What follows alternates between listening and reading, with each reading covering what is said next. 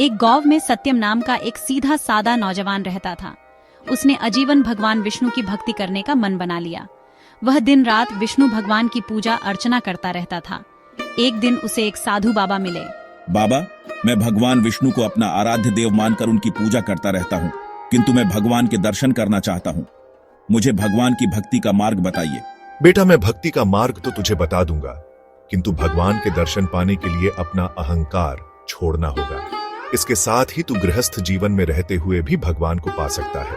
महाराज, मैंने आजीवन विवाह न करने का मन बना लिया है और मैं एकांत में तपस्या करना चाहता हूँ। आप मेरा मार्गदर्शन करें। साधु बाबा ने उसे तपस्या करने की पूरी विधि बता दी। अगले दिन सत्यम जंगल में पहुंच गया और एक स्थान पर बैठकर तपस्या करने लगा। धीरे धीरे वह तपस्या में लीन हो गया। उसे भूख प्यास लगनी बंद हो गई। वह दिन रात भगवान विष्णु का ध्यान करने लगा। इसी प्रकार कई वर्ष बीत गए। एक दिन सत्यम जब ध्यान लगाकर तपस्या कर रहा था तो उसे लगा जैसे उसकी तपस्या पूर्ण हो गई। उसके शरीर के अंदर अलौकिक शक्तियां भर गई हैं। यह देखकर सत्यम बहुत खुश हुए। उसने भगवान के इस चमत्कार को नमन किया और वह तपस्या करने लगा। तभी एक पेड़ पर एक चिड़िया चहचहा रही थी। उसकी आवाज से सत्यम की तपस्या भंग हो रही थी। चिड़िया इस सब से बेखबर चहचहा रही थी। सत्यम को गुस्सा आने लगा। मूर्ख चिड़िया, तुझे दिखाई नहीं देता? मैं तपस्या कर रहा हूँ। मेरी तपस्या तूने भंग कर दी। इसकी सजा तुझे अवश्य मिलेगी। यह सुनकर चिड़िया रोने लगी और माफी मांगने लगी। लेकिन सत्यम ने जैसे ही गुस्से से चिड़िया को देखा, चिड़िया जलकर भस्म हो गई। यह देखकर सत्यम बहुत खुश हुआ। इस संसार में मुझसे शक्तिशाली और ज्ञानी कोई नहीं है। यह सोचकर वह गांव की तरफ चल दिया। सत्यम बहुत सालों के बाद गांव में आया था। उसे कोई पहचान नहीं पाया। सत्यम एक घर के पास पहुंचा। माई बाबा आए हैं, भिक्षा दो। घर के अंदर से कोई आवाज नहीं आई। कुछ देर इंतजार करने के बाद सत्यम ने फिर कहा, माई भिक्षा दो। साधु बाबा, तनिक इंतजार कीजिए।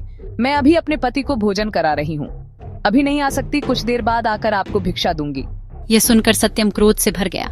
मूर्ख, जानती है मैं कितना ज्ञानी तपस्वी साधु हूँ। मेरा अपमान करने का साहस इस संसार में किसी को नहीं है। क्षमा कीजिए महाराज, किंतु मैं अपने पति को भोजन कराए बिना बाहर नहीं आ सकती। तू इसका परिणाम जानती है? महाराज, मैं कोई पेड़ पर बैठी चिड़िया नहीं हूँ जो आपके क्रोध से भस्म हो जाऊंगी। तुझे ये सब कैसे पता?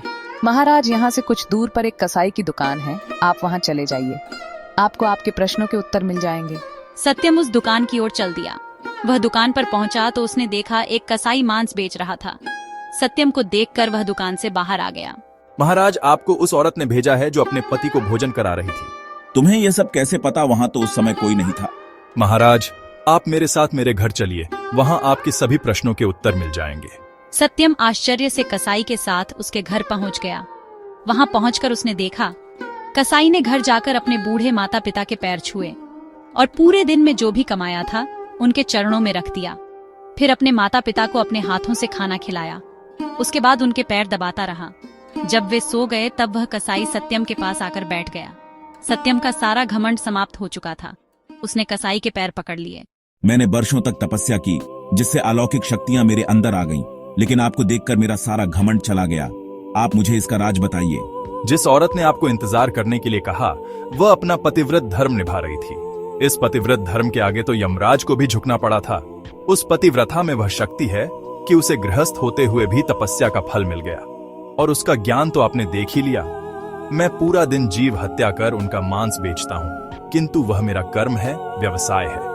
किंतु घर में सब कुछ अपने माता पिता को अर्पण कर देता हूँ। उनकी सेवा मैं श्रवण कुमार बनकर करता हूँ। माता पिता की सेवा करने से मुझे गृहस्थ होते हुए भी तपस्या का फल मिल गया, जिससे मैं सब जान पाता हूँ। यह सुनकर सत्यम रोने लगा। मैंने कई वर्षों तपस्या की भगवान को पाने के लिए, किंतु एक क्षण के अहंकार ने मेरी तपस्या भंग कर दी। आपका मन अब निर्मल हो गया है। आप गृहस्थ जीवन में अपने करते हुए प्रभु को याद कीजिए। यही सबसे बड़ी तपस्या है। आने कर्मों भागकर आप कभी प्रभु को नहीं पा सकते। यह सुनकर सत्यम अपने घर आ गया और गांव वालों की सेवा करने लगा। धीरे धीरे उसकी तपस्या पूर्ण होने लगी।